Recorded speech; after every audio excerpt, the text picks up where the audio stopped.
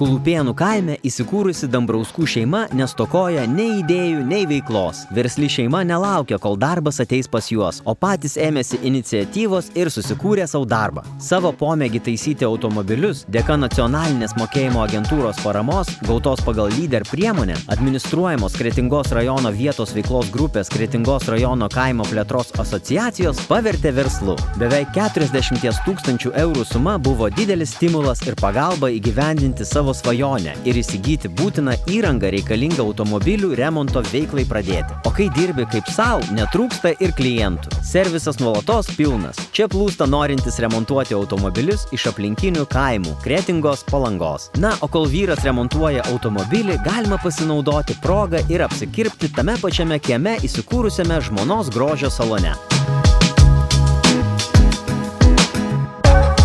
Sveiki, aš esu Laura Dambrauskienė ir mes turim įmonę Meirėja, šiaip su pakankamai plačia veikla, bet viena iš pagrindinių mūsų veiklų tai yra autoservisas, kurį šiandien ir pamatysite.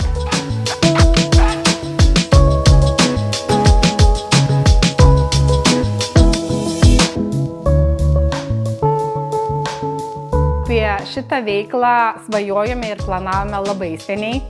Ir kad paspartinti, pagreitinti ir įgyvendinti viską sparčiau, mums padėjo projektinės lėšos. Iš projektinių lėšų įsigijome suvedimo stendą, padangų montavimo, balansavimo stakles, įsigijom kompiuterinę diagnostiką, įsigijom visą mums reikalingą įrangą.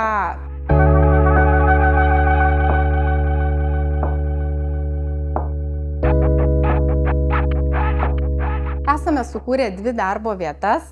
Mūsų lokacija yra labai patogi, kadangi yra iki Kretingos tik 15 km, iki Palangos truputėlį daugiau, bet mūsų klientūra yra paplitusi plačiai. Ir mes esam labai gerai pasiekiamoje vietoje, bandome įsivažiuoti, bet klientų trūkumų negalime skųstis.